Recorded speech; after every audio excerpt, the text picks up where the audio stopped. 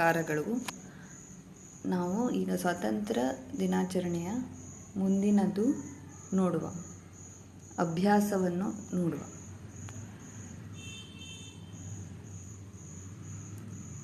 ಸಾಮರ್ಥ್ಯಾಧಾರಿತ ಅಭ್ಯಾಸ. ಅಭ್ಯಾಸ means nothing but activity.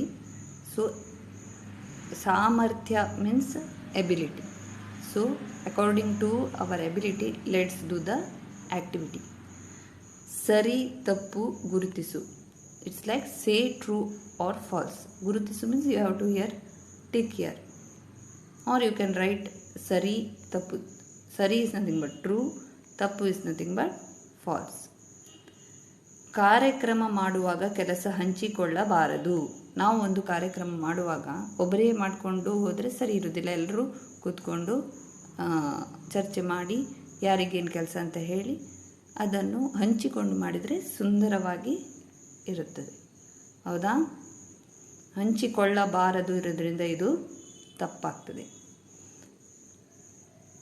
Program, whenever we are going to conduct a particular program, the work, ಬಾರದು means should not. So you should not distribute. ಹಂಚಿಕೊಳ್ಳು means distribute. So you should not distribute the work.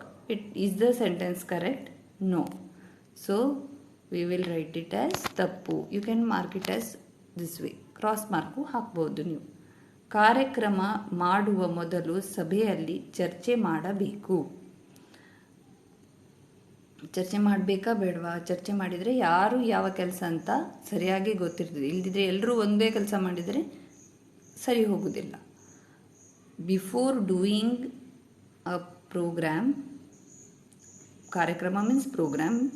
Before doing programme, in the meeting we have to discuss, we have to conduct a meeting and discuss in it.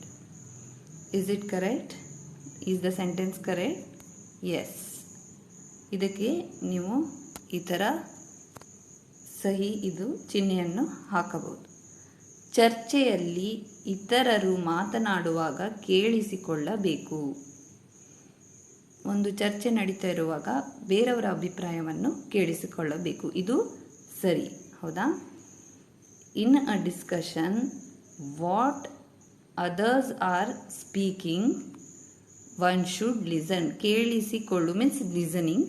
So ಕೇಳಿಸಿಕೊಳ್ಳಬೇಕು means should listen. Is the sentence correct? Yes, it is correct.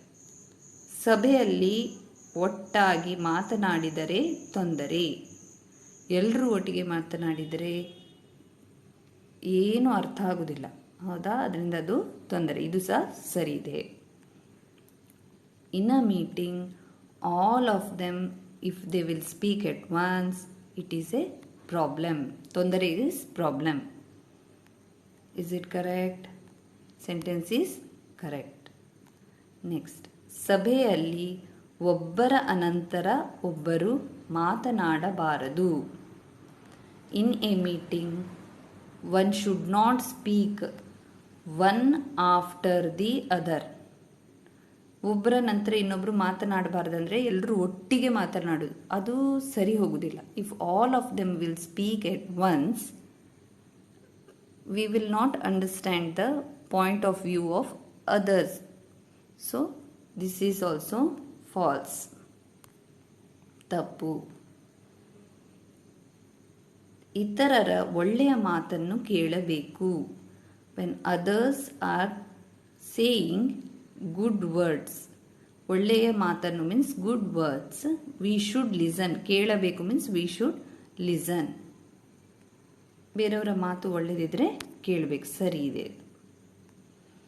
ಮುಂದಿನದು ನೋಡುವ. ಉತ್ತರಿಸು. ನೀನು ಶಾಲೆಯಲ್ಲಿ ವಹಿಸಿಕೊಂಡು ಮಾಡಿದ ಒಂದು ಕೆಲಸವನ್ನು ಬರೆ. ನೀನು ಮನೆಯಲ್ಲಿ ವಹಿಸಿಕೊಂಡು ಮಾಡಿದ ಒಂದು ಕೆಲಸವನ್ನು ಬರೆ. ಹೌದಾ? ನಿಮ್ಮ ಶಾಲೆಯಲ್ಲಿ ನಿಮ್ಮ ಮನೆಯಲ್ಲಿ ಒಂದು ಕೆಲಸ ನೀವು ಅದನ್ನು ವಹಿಸಿಕೊಂಡು ಮಾಡಿರಬೇಕು. ಅದನ್ನು ನಿಮ್ಮ ಸ್ವಂತ ವಾಕ್ಯದಲ್ಲಿ ಬರೆಯಿರಿ. So a particular work one work, ಒಂದು ಕೆಲಸ means one work which you have done. You have accepted it and then you have done. ನೀನು ಮೀನ್ಸ್ ಯು. ಓಕೆ, ಶಾಲೆಯಲ್ಲಿ means school. So one work which you have done in the school and one work which you have done at home. You can see this much is the same. So the meaning comes to be the same. So one work which you have done in the school, one work which you have done at home. ನೋಡುವ, ನಮ್ಮ ತರಗತಿಯನ್ನು ನಾವು ಸ್ವಚ್ಛವಾಗಿ ಇಡಬೇಕು. ಹೌದಾ? ನಾನು ಶಾಲೆಯಲ್ಲಿ ತನ್ನ ತರಗತಿಯನ್ನು ಸ್ವಚ್ಛ ಇಡುವ ಕೆಲಸವನ್ನು ವಹಿಸಿಕೊಂಡಿದ್ದೇನೆ. The work which I have taken up is nothing but in my school. ತನ್ನ ತರಗತಿಯನ್ನು means my classroom, I have kept it clean. Okay, so you wouldn't throw your whatever. If you sharpen your pencil, you wouldn't throw it here and there. You will go pick up the dust and put it in the dustbin, isn't it? So you have done this one task. ಮುಂದಿನದು ನೋಡುವ, ನೀನು ಮನೆಯಲ್ಲಿ ವಹಿಸಿಕೊಂಡು ಮಾಡಿದ ಒಂದು ಕೆಲಸವನ್ನು ಬರೆ. ನಮ್ಮ ಮನೆಯಲ್ಲಿ ಬೆಳಿಗ್ಗೆ ಮನೆ ಮುಂದೆ ರಂಗವಲಿಯನ್ನು ಹಾಕುವ ಕೆಲಸವನ್ನು ವಹಿಸಿಕೊಂಡಿದ್ದೇನೆ. ಹೌದಾ? In my house, in our house, ನಮ್ಮ means our. Okay, in our house morning in front of my house I have put Rangavali. This particular work I have done. Okay. Next. ನಿನ್ನ ಮನೆಯಲ್ಲಿ ಎಲ್ಲರೂ ಕುಳಿತು ಚರ್ಚಿಸಿ ಮಾಡಿರುವ ಕೆಲಸ ಯಾವುದು? ನಾವು ಎಲ್ಲರೂ ಕುಳಿತು ಚರ್ಚಿಸಿ ಮಾಡೋದನ್ನ ಹುಟ್ಟು ಹಬ್ಬ ಇಲ್ಲ ಹಬ್ಬದ ಏನಾದರೂ ಮಾಡ್ತೇವೆ. ಹೌದಾ? ಹಾಗೆ in your home, one work which you have worked after discussing with your family members. Ellaru means all of them. Kulitu means sitting. So you will be sitting together with your family members, discuss, and you have done one work. Okay. So normally we all family members sit together whenever there is a festival, birthday or parties, and we will discuss who will do the decoration and we will help our parents, isn't it? So ನಮ್ಮ ಮನೆಯಲ್ಲಿ ಹಬ್ಬದ ತಯಾರಿಯನ್ನು ಎಲ್ಲರೂ ಕುಳಿತು ಚರ್ಚಿಸಿ ಮನೆ ಅಲಂಕಾರ ಮಾಡಿದೆವು. So in our house the preparation of the festival, we did sit together, discuss, and we decorated. Alankara means decorated our house. Madidevu means we did it. Okay, so you decorated your house.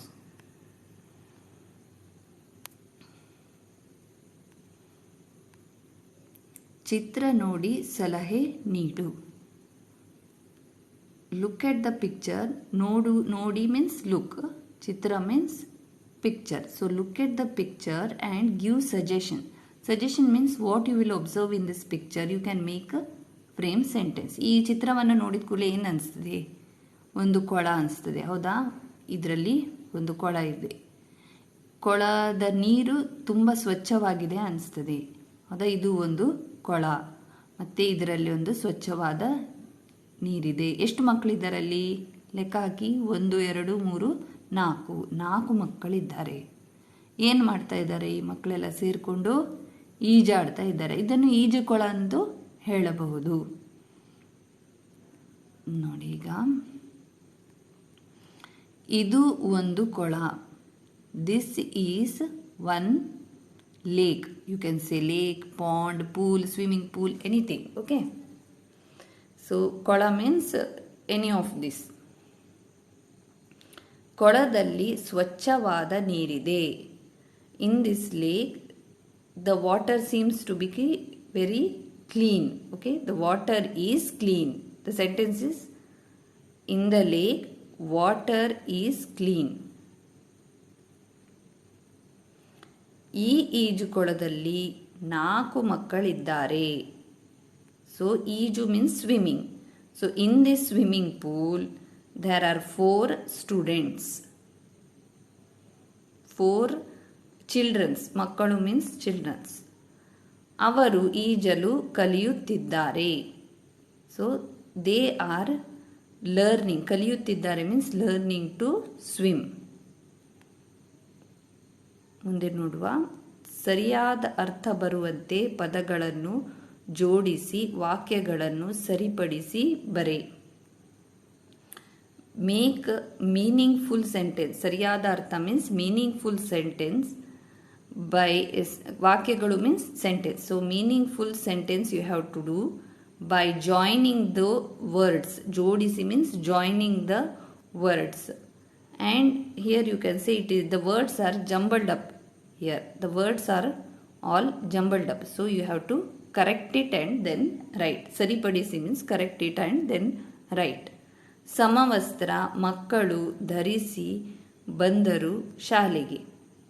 ಹೌದಾ? ಯಾವುದು ಮೊದಲು ಬರ್ತದೆ? ಮಕ್ಕಳು. ಮಕ್ಕಳು ಸಮವಸ್ತ್ರ ಧರಿಸಿ ಶಾಲೆಗೆ ಬಂದರು. ನೀವು ನಿಮ್ಮ ಪಾಠವನ್ನು ಒಂದು ಸತಿ ಮೆಲುಕು ಹಾಕಿದರೆ ಇದೆಲ್ಲ ಸಿಗ್ತದೆ. ಇದೆಲ್ಲ ನಿಮಗೆ ಸಿಗ್ತದೆ. ವಾಕ್ಯಗಳೆಲ್ಲ ನಿಮಗೆ ಸಿಗ್ತದೆ. ಸೊ ಸಮವಸ್ತ್ರ ಈಸ್ ಯೂನಿಫಾರ್ಮ್. ಮಕ್ಕಳು ಈಸ್ ಚಿಲ್ಡ್ರನ್. ಧರಿಸಿ ಮೀನ್ಸ್ ವೇರ್. ಬಂದರು ಮೀನ್ಸ್ ಗೋಯಿಂಗ್. No came. ಬಂದರು ಮೀನ್ಸ್ ಕೇಮ್. ಸ್ಕೂಲ್. ಶಾಲೆಗೆ means school. So you cannot write exact the meaning, word to word meaning as it is in the English sentence completely into Kannada.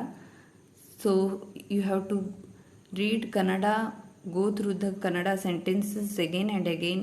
Then you would be able to frame these sentences. These sentences is available in the chapter itself. If you go through those, the Swatantra Dinacharani chapter, you will get all these sentences. So makkalu means kids wore the uniform. So you can see that you cannot write dharisi first and then samavastra. No, you have to write samavastra dharisi means they have uniform wear, that way. So samavastra dharisi shalege bandaru. So they went to the school. They came to the school. ಮುಂದಿನದು ನೋಡುವ. ಮಕ್ಕಳು ಸಾಂಸ್ಕೃತಿಕ ನಡೆಸಿಕೊಟ್ಟರು ಕಾರ್ಯಕ್ರಮ. ಮಕ್ಕಳು means children. ಸಾಂಸ್ಕೃತಿಕ cultural. ನಡೆಸಿಕೊಟ್ಟರು means they conducted. ಕಾರ್ಯಕ್ರಮ ಮೀನ್ಸ್ ಪ್ರೋಗ್ರಾಮ್. ಈಗ ಇದು ಒಂದೇ ಅಕ್ಷರ ಇದೆ, ಆಚೀಚೆ ಆಗಿದೆ. ಹೌದಾ?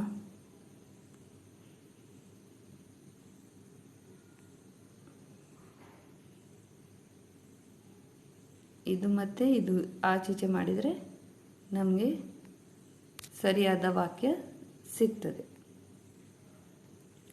ಮಕ್ಕಳು ಸಾಂಸ್ಕೃತಿಕ ಕಾರ್ಯಕ್ರಮ ನಡೆಸಿಕೊಟ್ಟರು.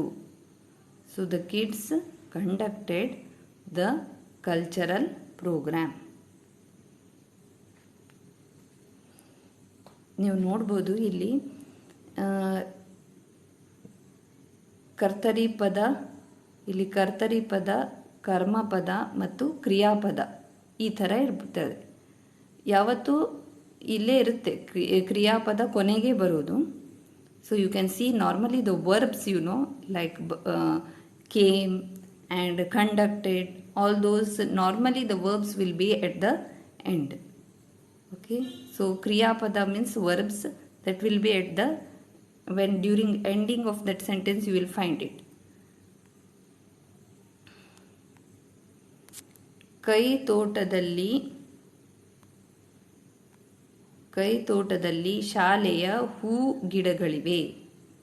ಶಾಲೆಯ ಕೈ ತೋಟದಲ್ಲಿ ಹೂ ಗಿಡಗಳಿವೆ. ಇದು ಸರಿಯಾದ ಉತ್ತರ ಆಗ್ತದೆ.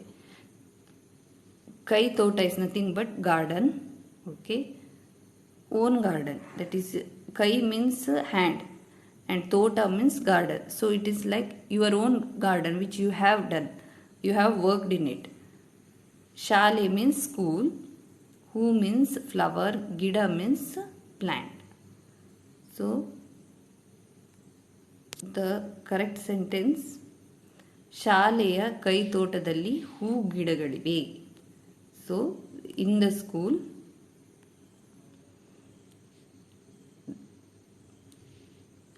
there is a garden and there are beautiful flowers and plants in it. Okay, in the school there is a garden in which you have flowers and plants. ಇವತ್ತಿಗೆ ಇಷ್ಟು ಸಾಕು. ಮುಂದಿನದ್ದು ಇನ್ನು ಎರಡೇ ಇದೆ ಅಭ್ಯಾಸ ಮಾಡಲಿಕ್ಕೆ. ನಮಗೆ ಮುಂದಿನ ಸ್ಲೈಡ್ಸಲ್ಲಿ ನೋಡುವ. ಇನ್ನು ಒಂದೇ 2 ದಿನದಲ್ಲಿ ಹಾಕ್ತೇನೆ ಮುಂದಿನದ್ದನ್ನು. Thank you.